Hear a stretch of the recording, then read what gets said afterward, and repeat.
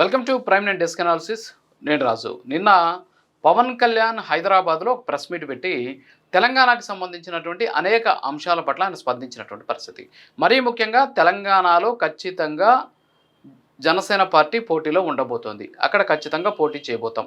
2028లో తెలంగాణలో బరిలో జనసేన ఉండబోతోంది అని చెప్పి ఎప్పుడైతే ప్రకటించారో, ఆయన ప్రకటించినప్పటి నుంచి కూడా తెలంగాణలో ఉన్నటువంటి ప్రముఖ రాజకీయ పార్టీల్లో నాయకుల్లో ఒక రకమైనటువంటి వణుకు మొదలైందనేటటువంటి వాదన బలంగా వినిపిస్తోంది. ఎందుకు అంటే పవన్ కళ్యాణ్ పేరెత్తితేనే అక్కడ పార్టీలకు అతీతంగా ఆయన విమర్శిస్తూ ఉన్నారు. ఎందుకంటే ఇన్ జనరల్గా ఏదైనా సరే ఒక ప్రాంతానికి వెళ్ళి అక్కడ ఒక కొత్తగా ఎవరైనా వస్తే వాళ్ళకి కొంతమంది సపోర్ట్ చేయడం, మరికొంతమంది వ్యతిరేకించడం అనేది జరుగుతూ ఉంటుంది. ఎందుకంటే వాళ్ళకు ఉన్నటువంటి భావసారూప్యత నేపథ్యంలో. కానీ తెలంగాణలో ఉన్నటువంటి అన్ని పార్టీలు కూడా పవన్ కళ్యాణ్ మీద తీవ్ర స్థాయిలో విమర్శలు వ్యక్తం చేస్తున్న పరిస్థితి. పవన్ కళ్యాణ్ ఎక్కడ తెలంగాణలోకి వచ్చేస్తాడనేటటువంటి ఒక ఆందోళన వ్యక్తం చేస్తూ ఉన్నటువంటి పరిస్థితి.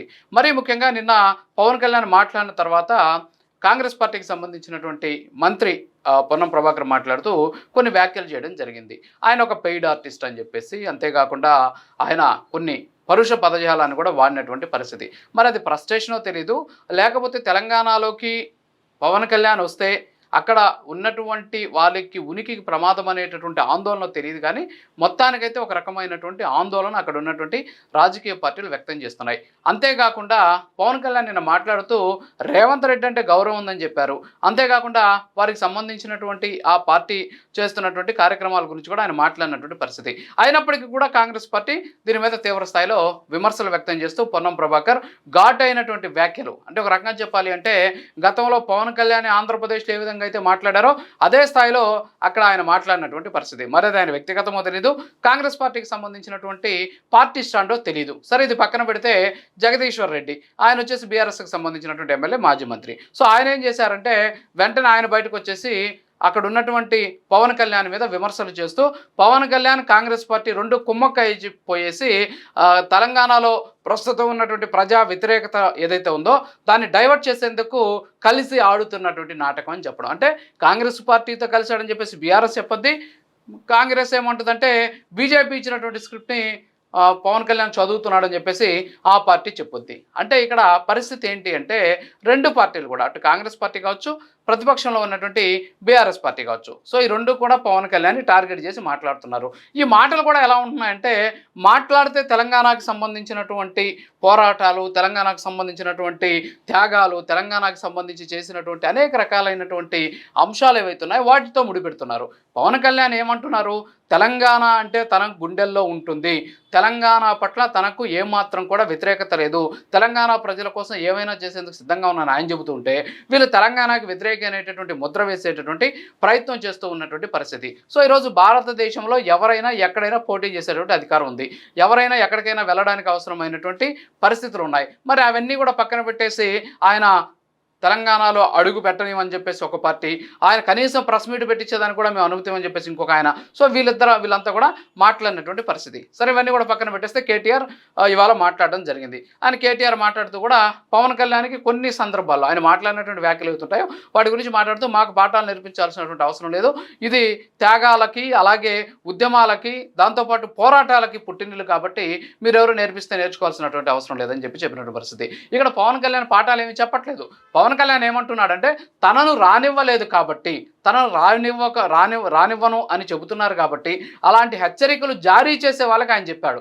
నిన్న హైదరాబాద్లో అడుగు పెట్టని అని ఎవరైతే అన్నారో వాళ్ళకి చెబుతూ ఆయన అన్న మాట ఏంటి అంటే జాతీయ సమగ్రతకు ఇక్కడ విఘాతం కలిగే అవకాశాలు ఉన్నాయి ఈ విధమైనటువంటి మాటల వల్ల అనేటటువంటి అంశాన్ని ఆయన లేవనెత్తాడు. అంతేగాని జనగణమన గురించో లేకపోతే జాతీయ సమగ్రత గురించో ఆయన అందరికీ చెప్పినటువంటి మాట కాదు. ఎవరైతే పవన్ కళ్యాణ్ అడుగు పెట్టనివ్వమన్నారో వాళ్ళకి చెప్పారనమాట.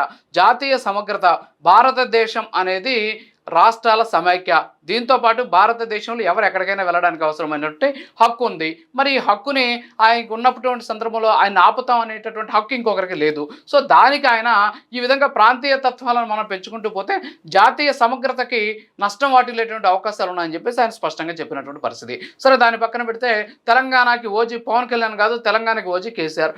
మేబీ మీ రాష్ట్రానికి సంబంధించినటువంటి పోరాటాలు చేసినటువంటి వ్యక్తి కావచ్చు, అంతేకాకుండా ఆయన ఆమరణ నిరాహార దీక్ష చేసి రాష్ట్రాన్ని సముపార్జించడంలో కీలకంగా వ్యవహరించాడు కాబట్టి బహుశా మీకు ఆయన ఓజీ కావచ్చు. ఇక్కడ సినిమాల గురించి ఆయన మాట్లాడలేదు కదా పవన్ కళ్యాణ్.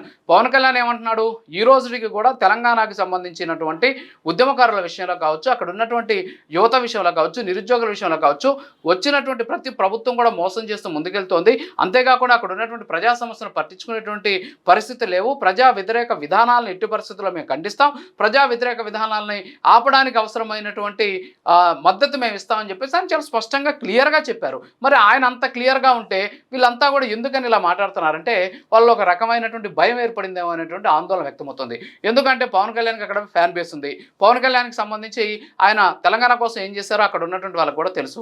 వీళ్ళంతా కూడా పోరాటాలు అలాగే ఉద్యమాలు అని చెప్పేసి ఎవరో చేసినటువంటి పోరాటాలు ఉద్యమాలు ఏవైతే ఉన్నాయో వాటిని చెప్పుకుంటా కొంతమంది మేధావులు ఉంటూ ఉన్నటువంటి పరిస్థితి. సరే, కొంతమంది పోరాటాలు చేసినటువంటి వాళ్ళు కూడా ఉన్నటువంటి సిచ్యువేషన్. సో ఇవన్నీ కూడా చూస్తుంటే పవన్ కళ్యాణ్ అక్కడికి వెళ్తే ఎక్కడ తమకు విఘాతం కలుగుతుందో అనేటటువంటి ఆందోళన అక్కడ ఉన్నటువంటి పార్టీలో మొదలైనట్టు తెలుస్తోంది.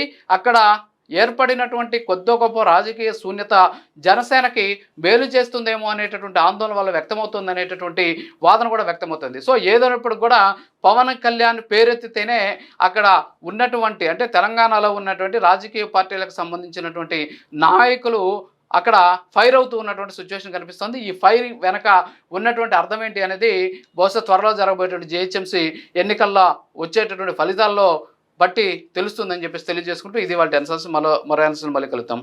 నమస్కారం.